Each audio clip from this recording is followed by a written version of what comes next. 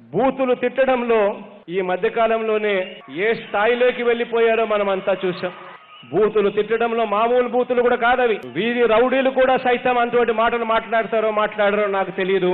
నాయకులుగా పేరు చెప్పుకుంటున్న వారు టీవీల్లోకి వచ్చి చెప్పులు చూపిస్తూ దారుణమైన బూతులు మాట్లాడుతూ ఉంటే ఒక్కొక్కసారి అనిపిస్తుంది ఇలాంటి వాళ్ళు మన నాయకులా అని చెప్పి. ఒక్కొక్కసారి బాధ అనిపిస్తుంది వ్యవస్థను చూసినప్పుడు.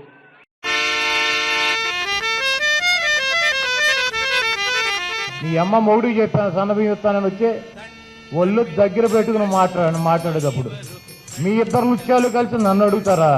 మా బొచ్చు పేగాలు వచ్చి మామూలు బూతులు కూడా కాదవి. వీధి రౌడీలు కూడా సైతం అంతటి మాటలు మాట్లాడరో నాకు తెలియదు. చేతులకి గాజులు తోడు కూర్చున్నాం అనుకుంటున్నారేమో మీరు. పవన్ కళ్యాణ్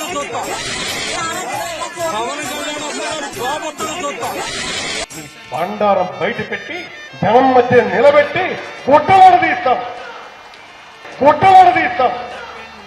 నువ్వు ఒక నాయకుడివేనా? నువ్వు మాట్లాడే మాటలు పెద్ద చేసే పనులు ఒక లంగి చేసినట్టు చేస్తున్నావు నువ్వు దొంగనా కొడక. మామూలు బూతులు కూడా కాదవి. వీధి రౌడీలు కూడా సైతం అంతటి మాటలు మాట్లాడరో నాకు తెలియదు. చెప్పేది ఓకే ఓకే సార్ చెప్పేది ఓకే ఓకే సమాసాలు తెలుసు సరే సార్ మేము అడిగాం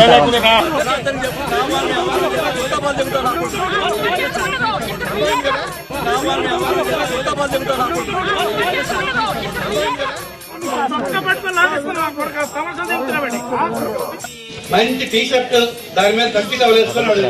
రైతులకు చాలా అన్యాయం జరిగిపోతాడు అట్లా ఎంజాబడి.